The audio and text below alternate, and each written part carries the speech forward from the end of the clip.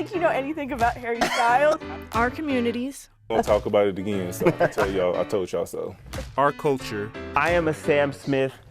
I will be Sam's representative. Our stories. It's also not a requirement for you to agree. Our opinions. This is the Culture Report. All right, welcome to this week's episode of the Culture Report. We got a packed show for y'all this week, from Sports Illustrated's historic swimsuit covers to what's going on in Beyonce's Renaissance World Tour that's got people talking. And it's not just the iconic, phenomenal performances. We'll get into that. But first, we wanted to discuss a group of white moms in Colorado who say that they're using their privilege to evoke change. So Here for the Kids is a group advocating to make schools safer by placing stricter gun laws. So they've been rallying in hopes of dismantling the Second Amendment in Colorado. So when you think of protesters, you probably don't immediately think of affluent white suburban women, which is kind of how the group was formed. And just us as white moms showing up in the community, putting our voices and our bodies on the line, this is something that Black people have done, Indigenous people have done their whole lives. They haven't had a choice. So right now we are learning from movements that came long before us. And then outlining exactly where my power is with my privilege, right? Like saying, like, look, we know that if you guys sit in, you're not gonna get pepper sprayed. You're not gonna get brutalized. We know that. That's a fact. And so just being very strategic in our movement about who we have, what the color of our skin does for us, and like how we can leverage that. And so that's what we're doing. We're leveraging what we have to make things better. Yeah, guys, I feel like it's really refreshing to see this, no matter what the cause is you're standing for. But I feel like the issue lies when people think that, oh, like, I don't have power. Everyone's equal. We're all like on a level playing field. Like, I don't have a privilege. I'm like, I wish, like, in a perfect world, that's right. But like, Yeah. I mean, you have to face that you do. Yeah, the fact that like she's saying it, I don't know, like you said, it's refreshing to see it, and I love that, you know, there's change that's gonna come from it. It's gonna be historic if it does happen. They're aiming for 25,000 people to come to this, you know, and it's capturing the attention of celebrities, and just to see these women coming together, you know, in solidarity too with brown, indigenous, and Black communities that have been doing this for so long.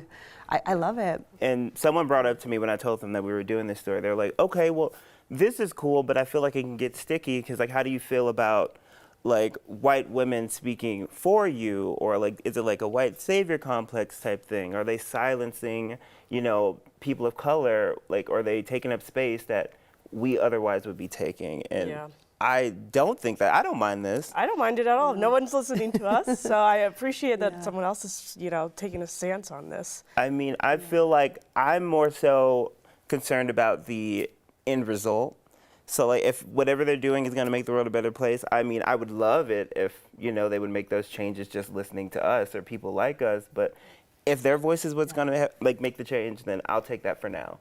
Yeah, but hopefully, like, over time, like. Yeah, I feel like it's going to be an uphill battle, but let alone, you know, the work is getting done, and maybe that will spark some change. Absolutely. Of all places, I would think Colorado would be the place for it to happen, but definitely we'll be watching to see what turns out from that. Yeah, absolutely. And I know there's some people in Florida, you know, having a stance with, you know, Ron DeSantis. There's been some news. So Governor Ron DeSantis signed a new immigration bill designed to limit services for migrants in Florida under SB 1718. The state will now ban local governments from issuing ID cards for people who can't provide citizenship, require hospitals that accept Medicaid to include a question on their intake form about a patient's citizenship, and the bill will also beef up the use of E-Verify for businesses, which makes employers check an employees' eligibility to work in the U.S. And Florida's already seen the effects of those bills, with Latino truckers threatening to stop delivering to and from Florida. Latino drivers are taking to Twitter and TikTok to post videos with messages like "Don't enter Florida" or "Say no to Florida loads," while encouraging others to follow their lead. You know, the drivers plan to boycott next month, just ahead of the actual law going into effect in July. But how do you guys feel about that? I mean, for me, it's like a great way for them to be in solidarity with so many migrants that are feeling, you know, the repercussions of these laws. Yeah, I think it's great. Personally, I think it's great, just taking a stance. I mean, you know, I feel like, you know, the way DeSantis has portrayed the migrants as in a bad way, and people are being afraid to go to Florida, and even come to the U.S. feeling like they don't have an opportunity. So I feel like taking a stance is always the way to go, but that's just my personal opinion, obviously. Yeah, and it's incredible because the workforce in Florida, it's 37% of migrant workers in like the construction, industry alone. 1 in 4 workers are migrant workers. It's mind-boggling to see that this is happening. It'll be interesting to see the economic impact with that. I mean, of course, we know immigration has been a problem. Like, we're trying to figure it out. Like, it can't just be a free-for-all. Everybody can't come. And I understand that, but it's just, I don't understand the hostility, I guess, saying, like, if you help anyone, if you've employed anyone, like, oh, you're going to get a fine, you're going to go to jail. I'm like, that's, like, I just think about the human element. Like, these are people that just want to live a better life. And of course, they might not be going about it the best way, but like, how can we, I don't know the answers. As I always say, my job is to just say how I feel and point out a problem, and then that's why we elect people in office, to figure out I just don't like the hostility. That's it for me. According to NPR, like some of the major industries that will be impacted are agriculture, and they're going to be hospitality, and as we mentioned, construction. So I just feel like we're all going to see those, when we're paying for food, when we're, looking for housing, rents, we're all going to see that impact. So maybe like even these truckers, making a stand. Yeah, I've seen videos already of like how it's already impacting Florida. I mean, people are afraid already, like might get deported or something. So you see these construction sites just completely empty now because there's no one. Everyone's afraid to work now. So like, hopefully I don't know. Yeah, and for all the people that are saying like, oh, they're stealing our jobs, we need jobs. It'd be interesting to see how many of them actually want to do those jobs. Who want to work in hospitality, cleaning up the rooms and farming, all those like under 12, the 15-hour days. Exactly. It'd be interesting to see if they really take it all in stride, okay. But, we'll see. All we can do is keep an eye on it. But as far as how things are going at the border since Title 42 expired, it's not as chaotic as many people were expecting. U.S. and Mexican officials say that the Biden administration's warnings have deterred some migrants from crossing the border illegally. So even though there were fewer people than expected, Border Patrol's processing centers are still overwhelmed. According to CNN, more than 21,000 migrants are still currently in custody in facilities meant only to hold 18,000. And if you want to help arriving migrants, on the screen you can find some organizations, both local and at the border, that are assisting migrants. There is a need for essential items and monetary donations. And we have some updates to some stories that we discussed over the past few weeks. So first was one we talked about back in February. In El Paso County, an allegedly racially fueled feud between neighbors landed one black couple in jail. Well, after 4 months, all the stalking charges have been dropped. The Colorado DA says it was due to a lack of substantial evidence. And the man accused of crashing his SUV into a group of migrants outside a shelter in Brownsville, Texas earlier this month has been arrested. According to an arrest report, George Alvarez was, quote, obviously intoxicated when officers arrived at the scene and said in Spanish, "They got in my way." 8 people died and several were injured. Alvarez has been charged with 8 counts of manslaughter and 10 counts of aggravated assault. All right, and the man accused of choking Jordan Neely to death on a New York subway has turned himself in. Daniel Penny surrendered to police on second-degree manslaughter charges on Friday. Penny did not enter a plea deal. The charges were released after he posted a $100,000 bail. His next court is scheduled for July 17th. Since he's been formally charged, Penny's attorney started a fundraiser page to help him pay legal fees. More than $2 million has been raised so far. And a high school student from Colorado wants to wear a sash adorned with flags of Mexico and the U.S. to her graduation ceremony. But the school superintendent told Naomi Peña Villasano that she was not allowed to wear it because it could open doors to other students wanting to wear flags with symbols that could be considered offensive, like a Confederate flag.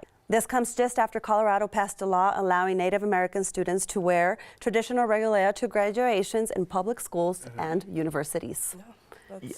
This is so odd to me. It's weird because I'm from Texas, so we have a lot of like Latin culture, Hispanic culture there, and like this is so common. People wear all different types of sashes all the time, different flags, and this hasn't been up for debate because there's kind of no comparison here. No, like they're Anyway. comparing the Mexican flag to the Confederate flag. That just makes no sense to me. I see her point. I mean, for me, I can identify in the sense that I'm Mexican American. So for me to see her like wearing both flags, you're embracing your roots, your heritage. And then the other side for me is like, I'm grateful to be in America for this country, you know, giving me so many opportunities and, you know, giving them to my family as immigrants as well. So I don't see a problem. I know they're allowed to wear, you know, or decorate their caps. I don't see why that's a problem. And I feel like it's heavy because, like you said, it's like for your whole family. Like, it's not just for you. Like, a lot of people in Texas, they're first generation, they're graduating high school, college for the first time. So their parents may have immigrated there to give them a better life, and that just shows, like, hey, like, I did it, mom, dad, grandma, like, everybody, like, I did it. So it sucks. But then there's the other side of the fence where people say, like, oh, it's their First Amendment, they should be able to wear whatever they want. But when you say that, you open the door to them being like, okay, well, why can't I wear the Confederate flag?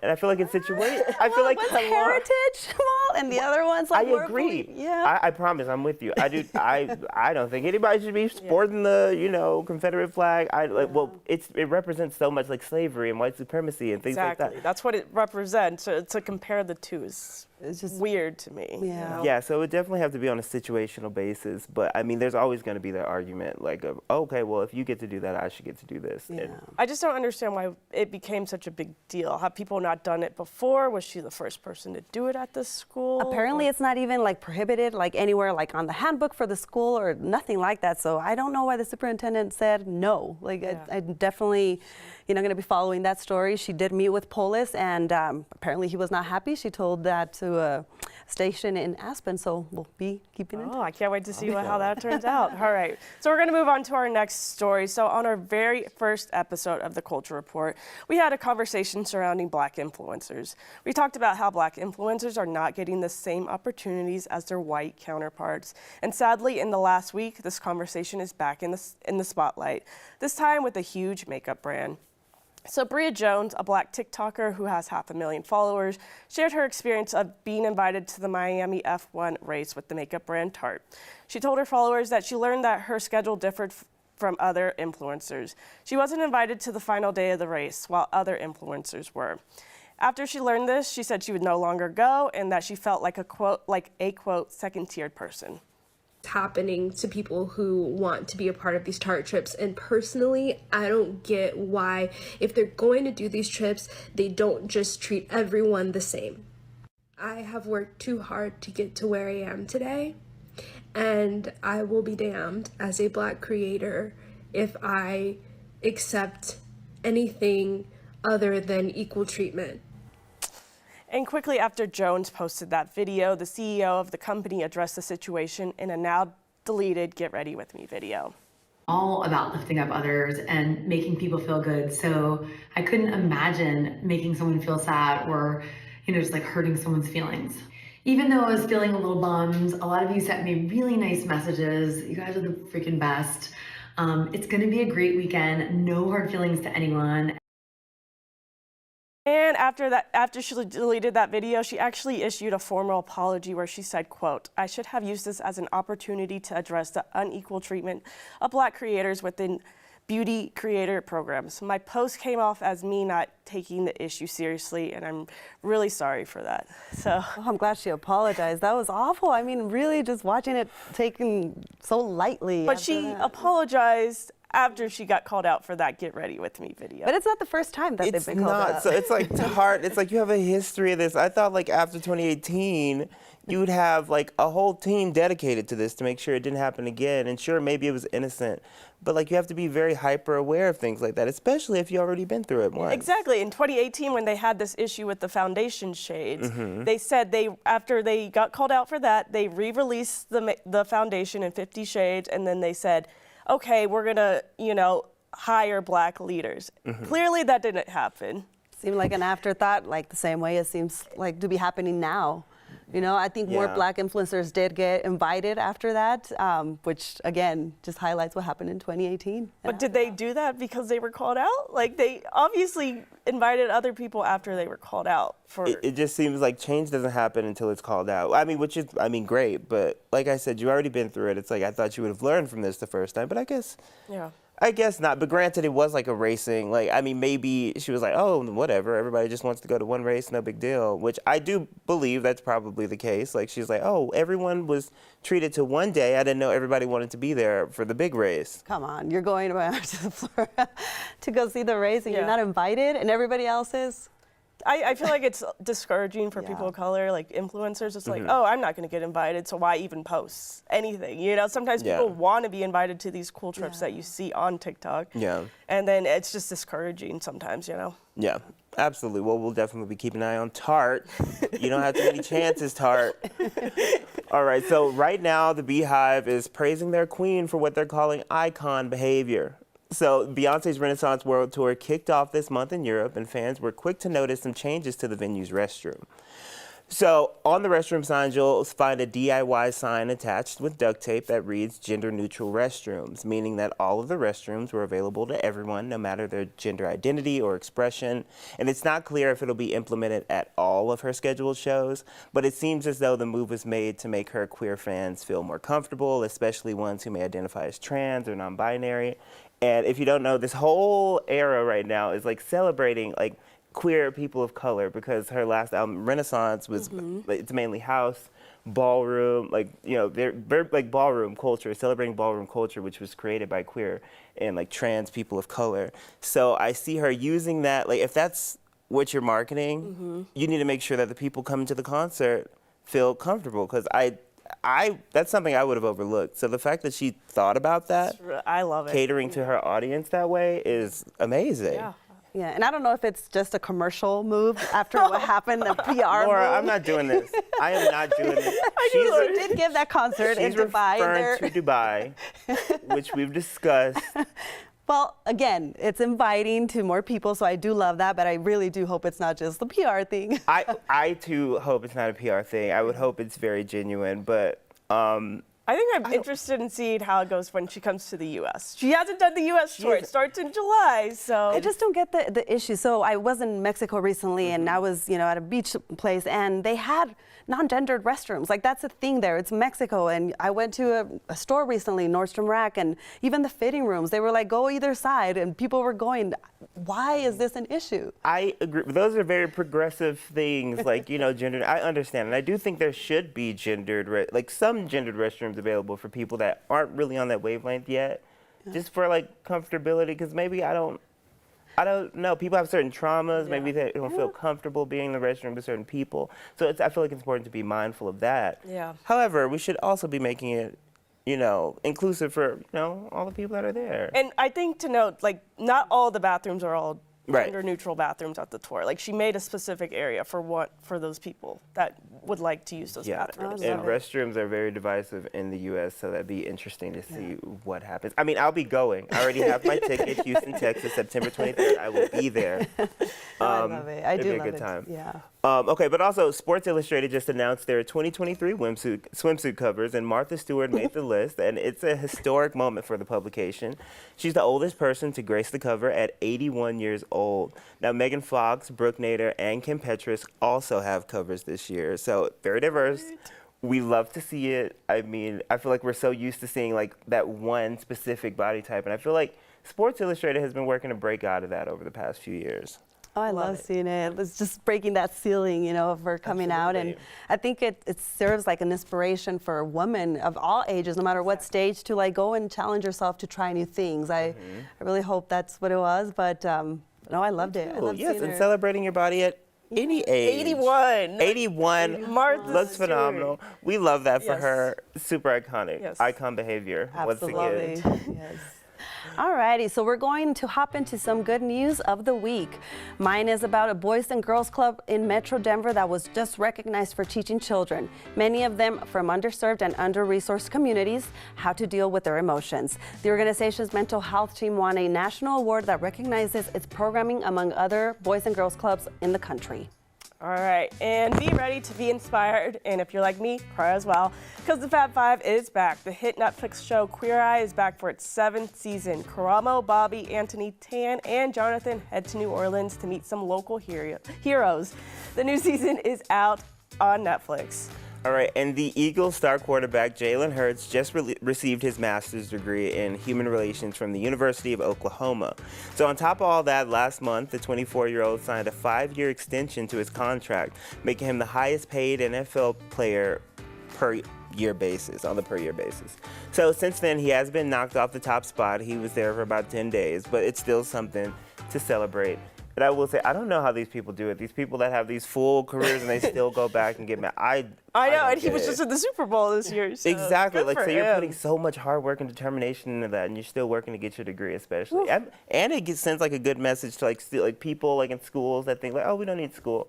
Like if the NFL doesn't work out for any reason, he has something to fall back on. I'm always for, keeping yourself informed and learning. I love it. Absolutely. It reminds me of Megan Thee Stallion. She got her degree from TSU in Houston, Texas. Go Kim Kardashian too with her law degree. So I'm all for it. I'm so ready for Kim Kardashian, attorney at law. All right, well, like every week, you'll be more than welcome to join the conversation. You can email us at culturereport@9news.com. And thank you so much for joining this episode of the Culture Report. We'll be back to continue the conversation next Thursday right here on our free 9 News Plus app and 9news.com.